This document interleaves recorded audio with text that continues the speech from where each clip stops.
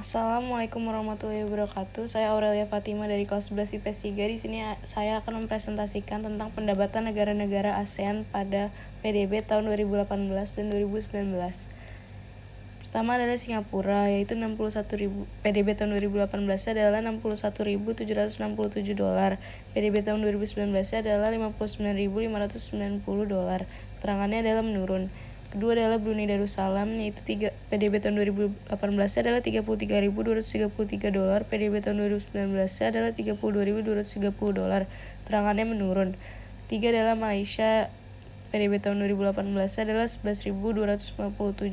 PDB tahun 2019 adalah $11.200. Keterangannya menurun. Keempat adalah Thailand, yaitu $6.992. PDB tahun 2019 adalah $7.260, yaitu keterangannya adalah meningkat. Kelima adalah Indonesia, yaitu $4.052. PDB tahun 2019 adalah $4.050, yaitu menurun. 1. Sebutkan negara PDB tertinggi dan terendah. Jelaskan alasannya. Pertama adalah Brunei Darussalam, yaitu $32.731. Pendapatan negara Brunei Darussalam berasal dari ekspor minyak bumi. Kerjasama antara Indonesia dengan Korea Selatan yang dikenal dengan Joint Task Force on Economic Cooperation memberikan keuntungan bagi masing-masing negara.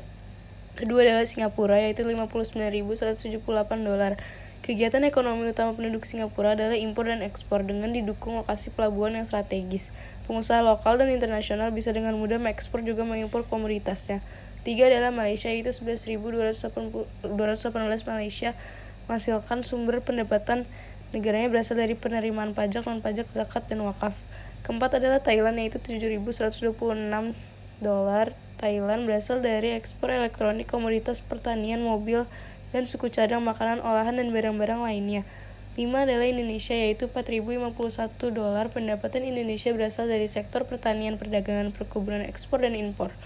2. Bagaimana dampak perubahan PDB terhadap kegiatan ekonomi masyarakatnya? Sektor ekonomi primer Indonesia seperti pertanian, kehutanan, dan perikanan, serta pertambangan dari pengalian mengalami moderasi sejalan dengan upaya pemerintah untuk mendorong hilirisasi yang tercermin pada pertumbuhan kebijakan ekonomi untuk mendorong sektor sekundernya.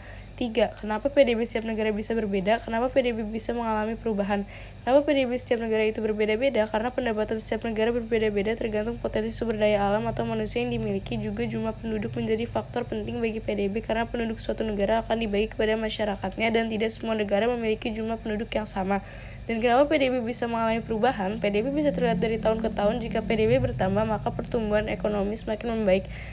Dan jika PDB berturun, rata-rata laju pertumbuhan ekonomi dari tahun ke tahun semakin tinggi. Sekian dari saya. Wassalamualaikum warahmatullahi wabarakatuh.